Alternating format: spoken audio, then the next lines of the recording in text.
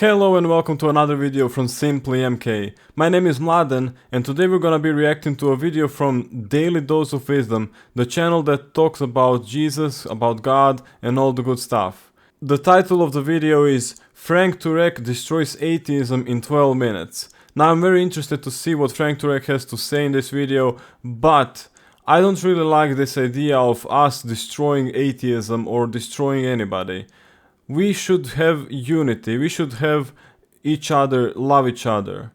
Basically, what I'm trying to say is that it doesn't matter what denomination of Christianity you are, doesn't matter whether you are Muslim, Hindu, Buddhist, or even atheist, we should all love one another just the same.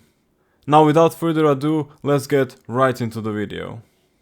The comparison between God or the universe itself as that sort of first thing. You often hear people talk about, is something eternal? Did something come from nothing? Well, what about God? Is he eternal? And so one iteration of that question, and again, there's thousands of versions of this that I've heard, but one is this. If it came from a creator, a mind writing code, where did that mind come from? This line of thinking asserts something could not come from nothing, which is logical, but did the creator come from nothing? The same logic must be applied again, but most are happy to stop at that point. So what would be your response to this? This is a classic argument for if everything was created, who created God? We must understand the point that God is eternal. God has no beginning and no end. Being eternal grants you this power beyond time, beyond sense. It doesn't really make a lot of sense if we talk about it in our earthly terms, but God is real and He did create everything. Again, I remind you, think about number infinity. It has minus infinity numbers, comes to zero, goes to plus infinity. Where does it begin? Where does it end? It has no beginning or end, right? Same applies to God. So think about that carefully the next time you hear this argument. There has to be an uncreated first cause, an uncaused first cause. You can't go on an infinite regress of causes. Either the universe is the uncaused first cause or something beyond the universe is the uncaused first cause. All the evidence that we know to this date, including evidence admitted by atheists, is that the universe had a beginning, that the universe can't be the uncaused first cause, that space, time, and matter literally came into existence out of non-being. In other words, there was no thing. And probably, Brandon, we need to clarify what no thing means, because Lawrence Krauss wrote a book about, 10 or 12 years ago called The Universe from Nothing, where he tries to explain how the universe could come into existence out of nothing. But even Krauss admits, when you press him far enough, his nothing is not non-being, as in no thing. His nothing is a quantum vacuum or some pre-existing material of space. And so his nothing was not non-being. Nothing is what rocks dream about, as Aristotle said. If I said I had nothing for lunch today, you wouldn't think I had a plate of food called nothing. You would say, well, Frank didn't have lunch today. That's what we mean, non-being. Something or nothing existed, no thing. And when you look at the evidence, not only from science, but from philosophy, that the universe had a beginning, that time had a beginning, you have to conclude that whatever created space, matter, and time, or space, time, and matter more accurately, can't be made of space, time, and matter. In other words, the cause must be spaceless, timeless, immaterial, powerful to create the universe out of nothing, personal in order to choose to create, because to go from a state of nothingness to a state of creation, someone had to make a choice and only persons could make choices. The cause would also have to be intelligent, to have a mind to make a choice. So I always ask people, whenever you think about a spaceless, timeless, immaterial, powerful, personal, intelligent cause, who do you think of? And most people, of course, would rightfully say God. Now, this doesn't mean it's the Christian God. I mean, this could be Allah or some other theistic or deistic God. But it is a being that is spaceless, timeless, immaterial, powerful, personal, and intelligent. Now, take that second attribute, timeless.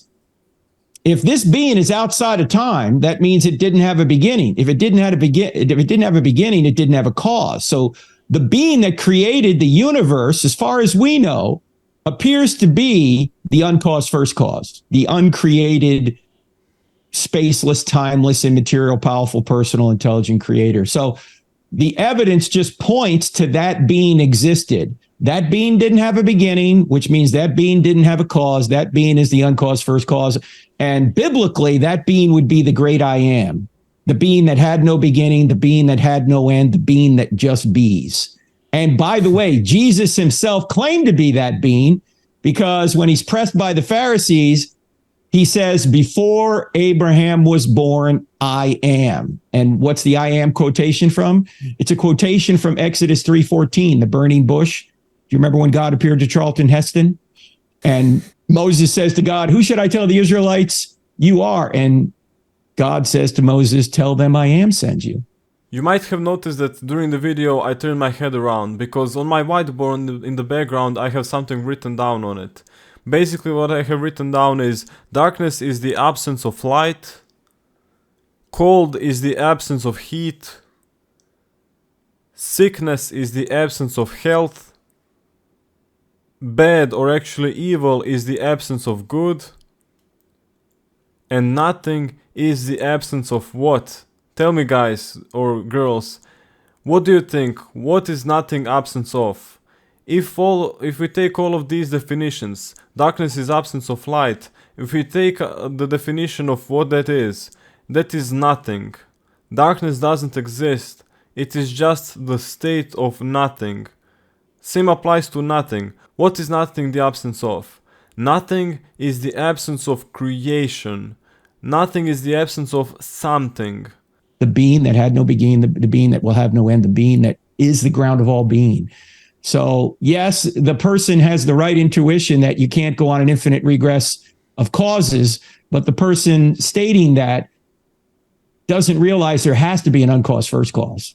Could not have said it better myself. Dr. Frank really knows what he's talking about, and he makes a lot of sense. Now let me know in the comments below, do you agree with what he says, and if not, why not?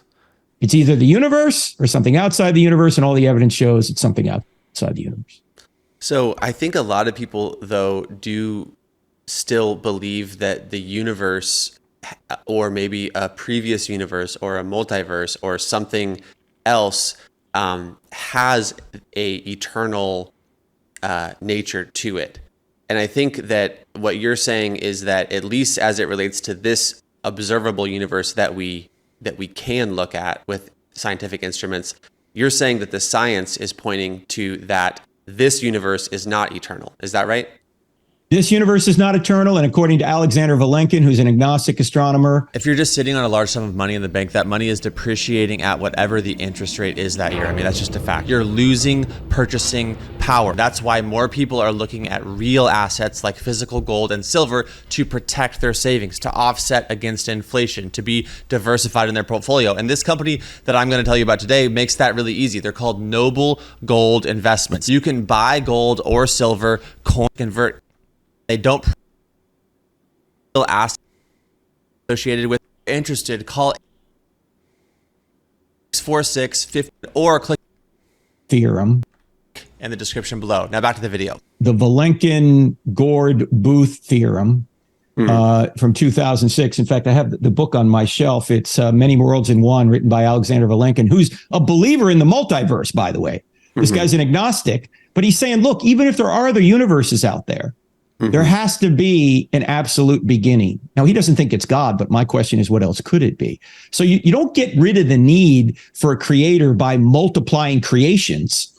You're multiplying the need for a creator by multiplying creations. You know, who's creating these universes? Why are they out there? You can't go, these universes can't be eternal because in a time-space continuum like ours, you would never get to today if there were an infinite number of moments before today. If there were an infinite number of days before today, you'd never get to today because you'd always have to live another day before you got to today, if there's an infinite number of days before today.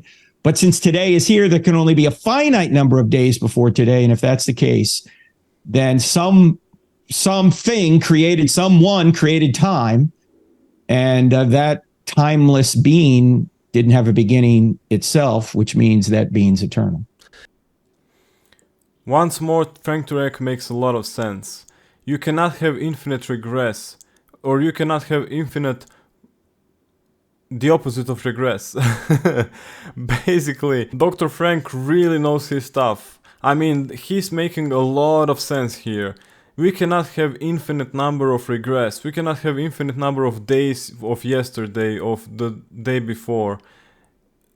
Today is only present if we have finite amount of time. And this is the truth for us human beings right here on this earth right now. We have our finite time limited. But for how long? If you haven't watched it, I truly recommend this from the bottom of my heart. Watch the documentary called After Death, and you will get a glimpse into what it's really like to go into the infinity. Go into the everlasting infinity. And I think I want to kind of do some justice to this question, just because it boggles the mind, honestly, in any scenario. It boggles the mind entirely to think that there is actually, like you said, no thing, absolutely nothing, and that somehow, for no reason, we get all of the complexity, beauty, design, meaning, human intelligence. I mean, just everything that we see today coming from literally nothing. That, I think, on its face is entirely absurd. But then the second option would be some sort of eternal thing that isn't God, that is somehow material or something. And I think this is where a lot of people are. I don't think people are saying nothing created everything for no reason. I think they're saying, where do you get this supernatural being? And isn't it more likely that there's just like an eternal atom?